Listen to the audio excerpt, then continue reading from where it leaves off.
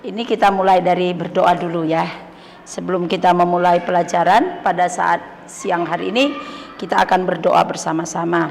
Kita akan berdoa, Tuhan Yesus, kami bersyukur kepada Tuhan karena kasih Tuhan ada di dalam hidup kami, sehingga siang hari ini kami bertemu dan kami mau belajar tentang firman Tuhan.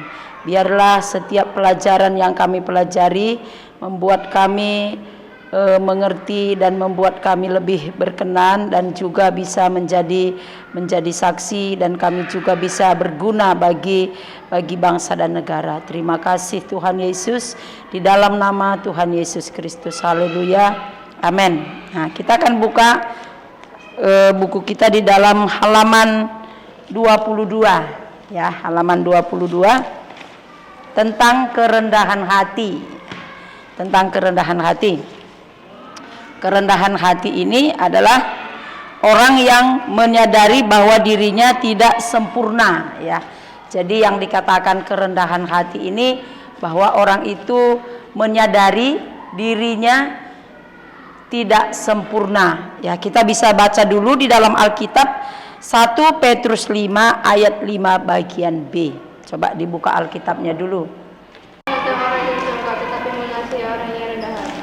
Ya, jadi di sini dikatakan bahwa Allah mengasihi orang yang rendah hati ya.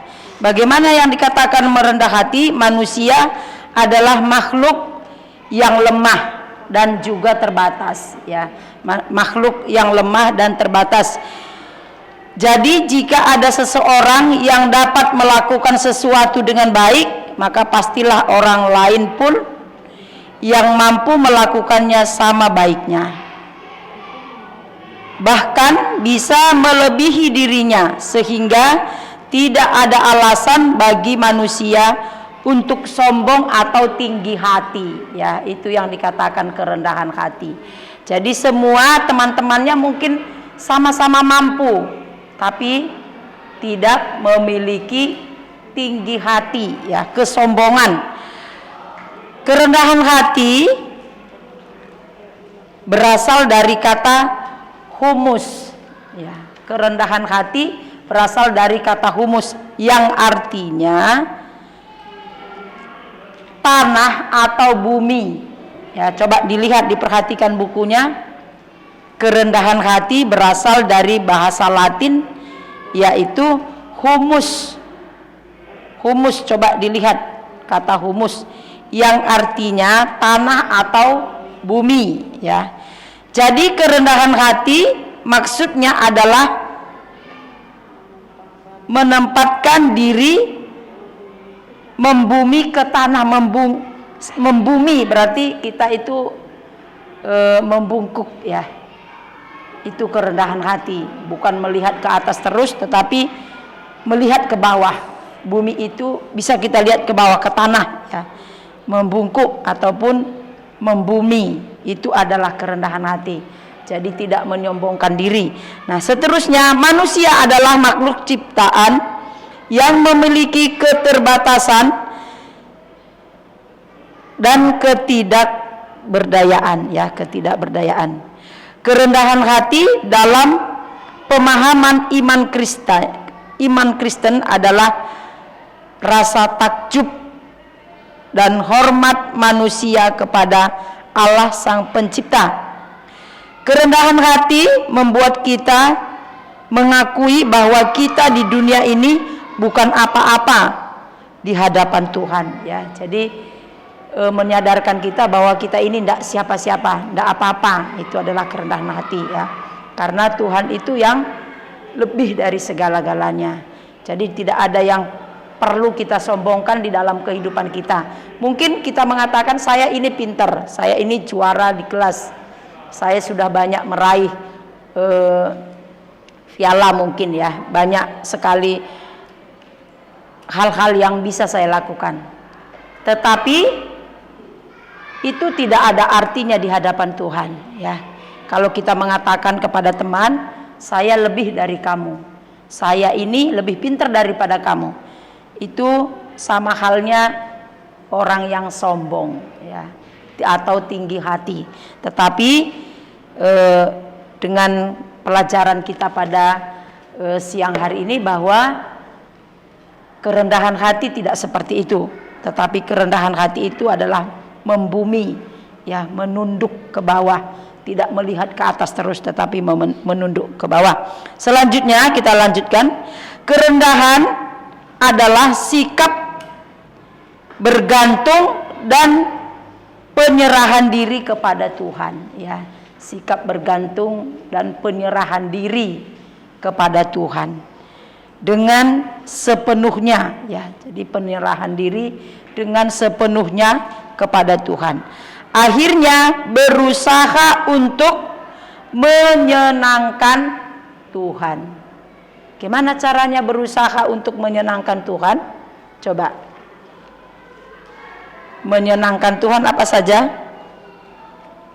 Kita bisa lihat, coba dibaca. 1, hidup takut akan Tuhan.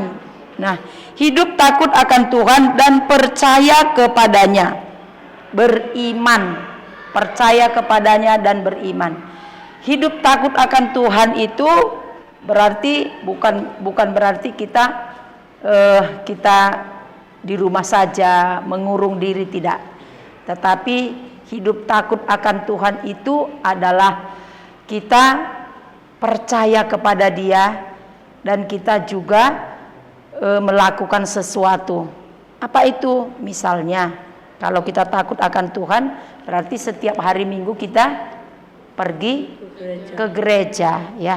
Setiap hari kita membaca Alkitab, melakukan yang benar, tidak melakukan hal-hal yang berbau dosa. Apa itu hal-hal yang berbau dosa? Salah satunya menontek. Kalau nanti kita ulangan, kalau ada yang menontek itu kira-kira berkenan kepada Tuhan atau tidak, ya? Tidak berkenan. Itu adalah salah satu dosa.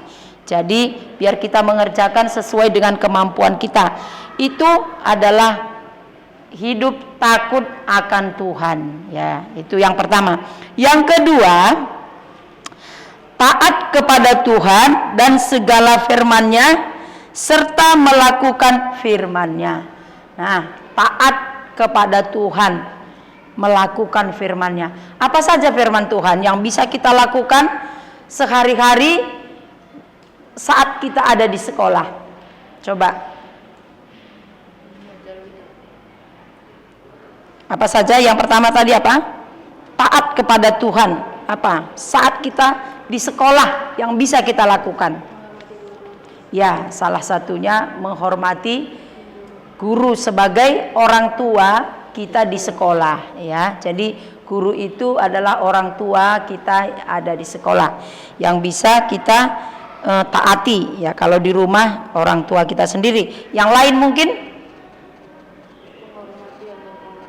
ya, menghormati teman atau sesama, ya, yang berbeda keyakinan, saling menghormati, ya. Jadi anak-anak juga menghormati agama lain, agama Hindu seperti siapa? Nara, menghormati agama Islam, itu saling menghormati. Itu adalah salah satu perintah daripada Tuhan, mengasihi sesama manusia seperti dirimu sendiri, ya. Itu adalah salah satunya. Dan yang lainnya lagi membaca firman Tuhan, karena diajarkan di sini bahwa setiap kali teman-teman kita yang Islam melakukan sholat, yang Kristen juga membaca firman Tuhan, membaca Alkitab. Jadi harus setiap hari membawa Alkitab. Yang ketiga, tidak bermegah diri dan tidak menyombongkan diri, ya. Karena kita adalah ciptaan Tuhan, jadi tidak menyombongkan diri. Mungkin kalian kan satu kelas kan banyak, ya, bukan ada berapa? Ada 31. Nah, mungkin merasa dirinya cantik sendiri. Wih, saya paling cantik dari antara berapa yang siswi? 14. Yang daripada antara 14 itu adalah salah satu contoh kesombongan ya. Mungkin mengatakan saya paling pintar sendiri dari antara 31, saya yang paling pintar. Nah, itu salah satu bentuk kesombongan. Nah, Tuhan tidak menginginkan ada kesombongan itu di dalam kehidupan kita ya. Jadi karena manusia itu memiliki keterbatasan. Walaupun kita pintar sekalipun pasti ada keterbatasannya. Pasti punya kekurangan, ada yang kelebihannya juga ya. Yang keempat, diperhatikan menghargai kelebihan orang lain ya. Jadi tidak melihat kekurangan temannya melulu. Kamu kok begitu nah ya. Tidak melihat kekurangan temannya, tetapi menghargai kekurangan temannya. Karena kita ini punya kekurangan dan punya kelebihan. Setiap manusia, setiap orang punya kekurangan dan punya kelebihan. Nah, itu berbeda-beda, kekurangannya berbeda. Nah, mungkin ada yang kurang di dalam matematika. Ada memang kelebihannya pintar matematika. Ada juga pintar bahasa Indonesia. Tapi ada juga yang nggak bisa bahasa Indonesia. Nah, tetapi kita menghargai kekurangan orang lain ya. Satu persatu harus dihargai kekurangan temannya, menghargai kelebihannya juga. Nah, kalau temannya itu pintar ya dihargailah kelebihannya. Nah, satu persatu pasti punya bakat. Mungkin Timothy bakatnya berbeda dengan Fausan, Faufuk, Joshua, ataupun Desi berbeda bakatnya dengan Maria. Punya bakat sendiri-sendiri ya. Jadi Tuhan berkata tidak disombongkan, tetapi dipakai untuk kemuliaan Tuhan ya. Jadi bukan untuk disombongkan, tetapi dipakai untuk kemuliaan Tuhan, diberikan kepada Tuhan untuk berguna ya. Jadi kalau kamu pinter sesuatu, pinter piano mungkin ya, pinter musik, pinter main gitar, itu dipakai untuk kemuliaan Tuhan, bukan untuk disombong-sombongkan kepada teman-temannya. Tetapi itu bisa kita pakai di saat kita mungkin di rumah ada kebaktian, itu dipakai, dikembangkan ya. Talentanya itu harus dikembangkan. Yang ketujuh, menolong orang lain dengan hati yang tulus.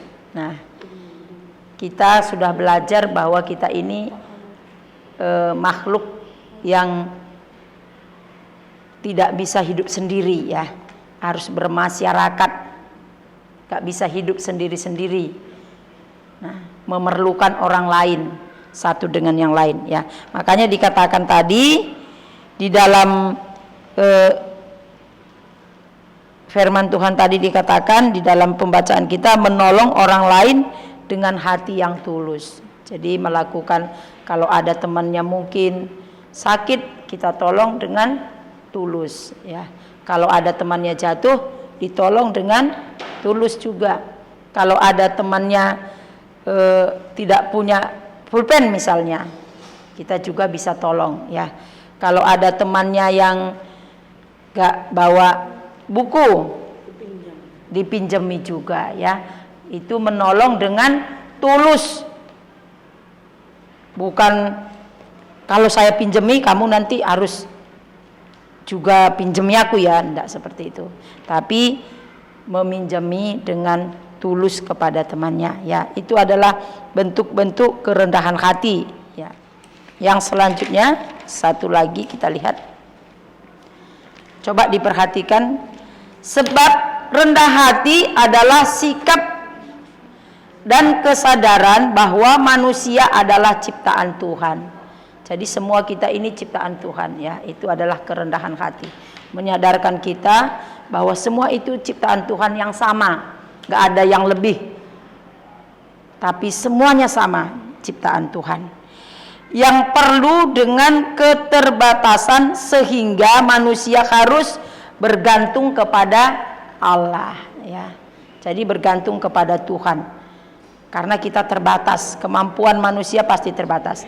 Orang yang rendah hati akan bergantung kepada Tuhan dengan cara menuruti perintahnya serta tekun berdoa dan membaca Alkitab.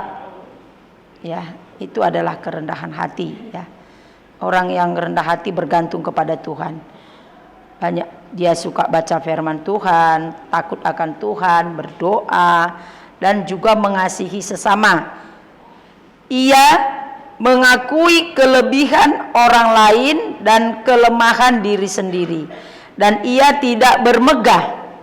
Nah, jadi memiliki kerendahan hati itu adalah menyadari keterbatasannya, suka mengasihi orang lain, menolong orang lain, tidak bermegah pada dirinya sendiri. Sedangkan rendah diri itu adalah perasaan. Kalau rendah diri itu adalah perasaan, coba dibaca. Di mana seseorang selalu merasa dirinya tidak berarti. Jadi rendah hati sama rendah diri itu berbeda. Kalau rendah hati tadi tunduk dan taat kepada Tuhan, menyadari ketidakmampuannya, ya. Tapi kalau rendah diri itu bukan seperti itu, minder, ya. Itu adalah rendah diri. Dia suka membanding-bandingkan dengan temannya, itu adalah rendah diri, ya, bukan rendah hati, tetapi rendah diri, ya. Jadi anak-anak tidak boleh seperti itu, membandingkan dengan orang lain punya sesuatu yang bagus, saya harus lebih dari itu, ya. Mungkin HP-nya temannya itu harganya mahal, saya juga nanti bisa beli lebih dari harga yang kamu beli. Mungkin temannya harga HP-nya 3 juta, nanti saya pasti beli 5 juta. Itu namanya bukan rendah hati, rendah diri, ya. Jadi suka membanding-bandingkan dengan orang lain, suka membanding-bandingkan dengan temannya. Orang yang rendah diri cenderung ragu dan pesimis, ya, ragu-ragu dan pesimis. Itu suka ragu-ragu, itu adalah orang yang rendah diri, bukan rendah hati, tetapi rendah diri. Memandang diri secara negatif, sikap ini kurang sehat, ya. Jadi yang negatifnya saja yang dilihat, nggak pernah positif. Negatifnya dari temannya juga bagian negatif, tidak positifnya. Itu yang dilihat. Nah, itu adalah rendah diri. Nah, selanjutnya, percayalah jika setiap orang memiliki kekurangan, tapi ia juga memiliki kelebihan. Nah, seperti tadi di awal tadi dikatakan setiap orang bahwa memiliki kelebihan dan kekurangan, ya. Jadi harus percaya bahwa setiap orang itu memiliki kekurangan dan memiliki juga kelebihan. Nah, rendah diri adalah sikap yang perlu diperbaiki, dihilangkan, ya. Jadi kalau ada yang rendah diri itu perlu diperbaiki, ya, dihilangkan. Nah, itu tidak baik, itu bukan perbuatan yang baik. Apakah kamu orang yang rendah diri? Jika kamu bersikap rendah diri, maka kamu telah merendahkan dirimu sendiri dan tidak menghargai dirimu sendiri, ya. Makanya tadi dikatakan harus dihilangkan, karena kalau memiliki rendah diri itu harus dihilangkan, merugikan diri sendiri. Dalam karya penyelamatannya, Tuhan Yesus tidak hanya mengajarkan kerendahan hati saja, tetapi ia telah mempraktekkan dalam hidup dan pelayanannya. Yesus membasuh kaki murid-muridnya sebagai teladan dari kerendahan hati. Ia mengatakan, "Aku datang untuk melayani dan bukan untuk dilayani." Ya, jadi salah satu contoh kerendahan hati itu adalah Yesus yang kita percaya sebagai orang Kristen, ya. Dia memiliki kerendahan hati. Contohnya tadi membasuh apa? Membasuh kaki murid-muridnya. Itu kita bisa baca di dalam Markus pasal 10 ayat 45. Ya, sekarang laki-laki yang membaca. Coba Joshua atau Timothy. Berikan nyawanya menjadi tebusan bagi banyak orang. Ya, jadi anak manusia Yesus datang bukan untuk dilayani, tetapi untuk melayani. Tadi dikatakan melayani murid-muridnya, membasuh kaki murid-muridnya. Berarti dia datang untuk melayani. Ya, itu diingat itu. Jadi setiap manusia juga, setiap kita sebagai siswa-siswi juga harus melayani satu dengan yang lain, teman-temannya.